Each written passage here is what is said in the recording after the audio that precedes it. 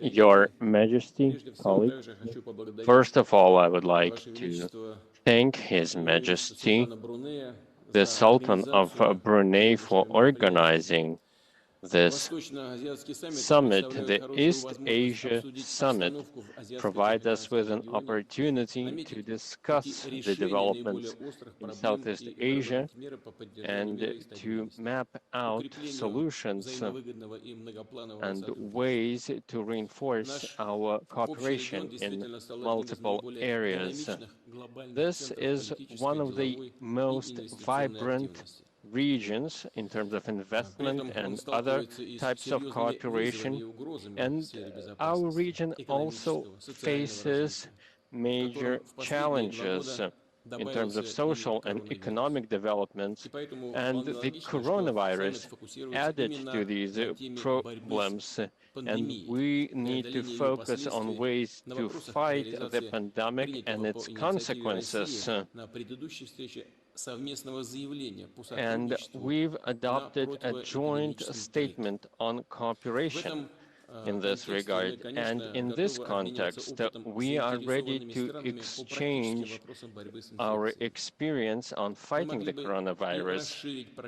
We could expand the program for training epidemiology experts in Vladivostok at a special center that was created for research and the study of biosafety and human well-being in the Asia-Pacific region.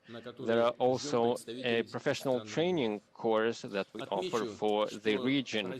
Let me note that Russia is committed to ensuring free and non-discriminatory access to vaccines to all the countries.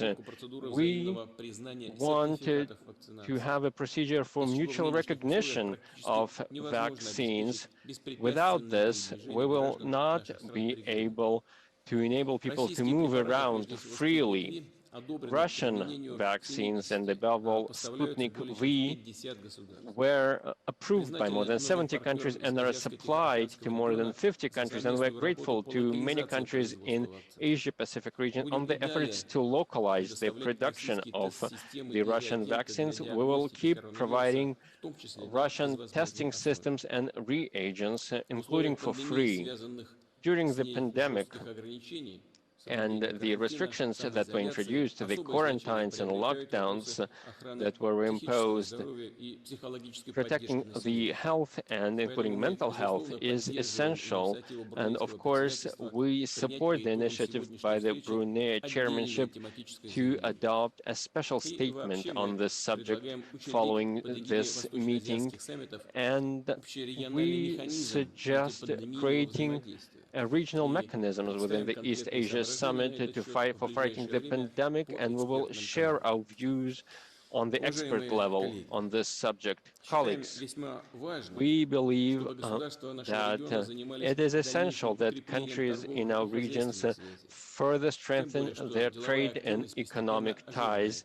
Businesses are recovering, and Russia has recovered to pre-crisis levels. GDP has been growing compared to August 2020 by 3.7%. Trade with the countries taking part in the East Asia Summit the first 8 months of 2021 was up by more than 34%, reaching $162 billion.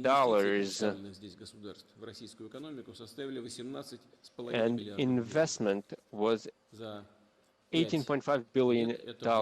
Over 5 years, there is a twofold increase in investment. We need to keep moving towards economic recovery and take additional steps to and provide incentives to the key sectors of the economy, and we need to further coordinate our efforts in this regard. We need to pay special attention to tourism that suffered probably the most, was one of the most affected by the coronavirus. It is the major employer. It accounted for 10% of income for many countries in the region. It is for this reason that Russia suggested adopting a joint statement to support the travel industry. There is also an initiative to organize a meeting of tourism officials as part of the tourism forum in Cambodia in 2022 and to have these meetings regularly. Other sectors are equally important, including manufacturing, energy, and finance. And in this regard, we believe that we need to prepare a roadmap on the cooperation for East Asia Summit countries on all economic matters. We also support the proposal to adopt a statement on the sustainable recovery and the priorities it mentions on climate change, encouraging investment, and developing industry with low carbon emissions. We need to work together on these matters, and we're interested and looking forward to cooperation with the East Asia Summit countries on digital transformation. Digital technology is a very important tool for strengthening connectivity and for developing infrastructure, trade, transport and logistics corridors, and we hope that we will also do everything to promote innovation. We have the Russia-ASEAN dialogue, and we hope to work in this format. Moscow will be actively involved in this initiative. Moscow is one of the top 7 smart cities, and we need to work on smart cities within this framework.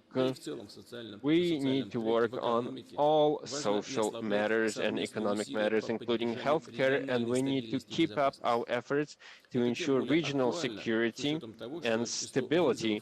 This is especially important considering that the number of threats and challenges faced by the regions is not diminishing, it is growing, and we're seeing new threats and challenges. We have noted on numerous occasions that with the dismantlement of the INF Treaty, it is possible that weapons of this kind are deployed in the region, and there is a prospect of a new arms race in the region. We understand all the dangers associated with these developments, and it is for this reason that Russia imposed a moratorium on deploying such weapons, and we are calling for a serious conversation on this matter with all the interested countries, and our proposal remains on the table, and it is even more relevant than before. Russia is consistent in building in